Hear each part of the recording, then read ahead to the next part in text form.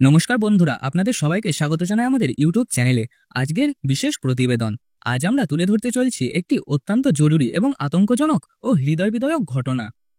DVC অর্থাৎ Damodar valley কর্পোরেশনের সাম্প্রতিক জল ছাড়া এবং তার ফলে পশ্চিমবঙ্গের বিস্তীর্ণ অঞ্চল জুড়ে সৃষ্টি হওয়া বিপর্যয়ের পরিস্থিতি।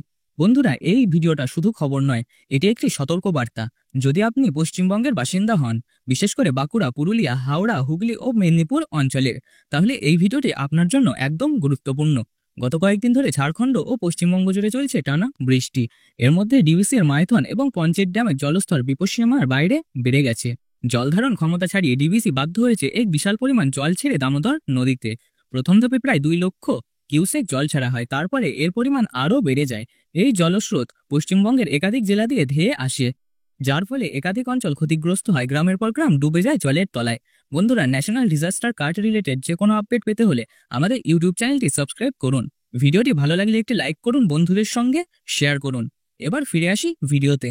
এই অতিরিক্ত জল ছাড়ার কারণে পশ্চিমবঙ্গের বর্ধমান, বাঁকুড়া, হাওড়া, হুগলি, পূর্ব ও পশ্চিম মেদিনীপুর বহু নদ নদী অঞ্চল ইতিমধ্যেই জলমগ্ন। শত শত মানুষের গ্রাম ডুবে গেছে, ফসলের বিস্তীর্ণ এলাকা নষ্ট হয়ে গেছে। অনেক জায়গায় স্কুল ও পঞ্চায়েত ভবনকে অস্থায়ী ত্রাণ শিবিরে রূপান্তর করা হয়েছে। তবে সমস্যা হচ্ছে, এখনো বহু মানুষ বাড়ির ছাদে আশ্রয় নিয়েও বসে আছেন। জল কমার কোনো লক্ষণ নেই। একজন স্থানীয় বাসিন্দা জানাচ্ছেন, রাতে হঠাৎ চারিদিক দিয়ে জল ঢুকে পড়ল। আমরা কিছু বুঝতে ওঠার আগেই বাড়ি জলমগ্ন। বাচ্চাদের কাঁধে নিয়ে ছাদে উঠেছি, খাবার নেই, আলো নেই, কেউ জানতে এলো না। অন্য একজন বলছেন, প্রতি বছর এই সময় জল ছাড়ে, কিন্তু এবার কোনো আগাম বার্তা বা পরিকল্পনা ছিল না। কেন বারবার একই ভুল করা হয়? এই প্রশ্ন এখন লক্ষ লক্ষ মানুষের মুখে। ডিভিসি জল ছাড়ার আগে পর্যাপ্ত সমন্বয় হয়েছিল, কেন রাজ্য প্রশাসন আগাম ব্যবস্থা নেয়নি?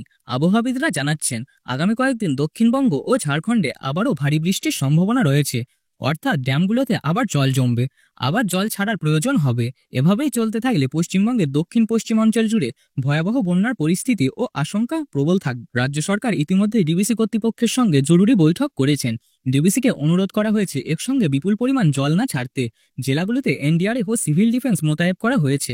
তবে ত্রাণ পৌঁছাতে এখনও সমস্যা হচ্ছে অনেক অঞ্চলে, বিশেষ করে যেখানে রাস্তা কেটে গেছে বা বিদ্যুৎ বিচ্ছিন্ন। বন্ধুরা, আমরা এখন একটা প্রাকৃতিক এবং প্রশাসনিক সংকটের মুখোমুখি।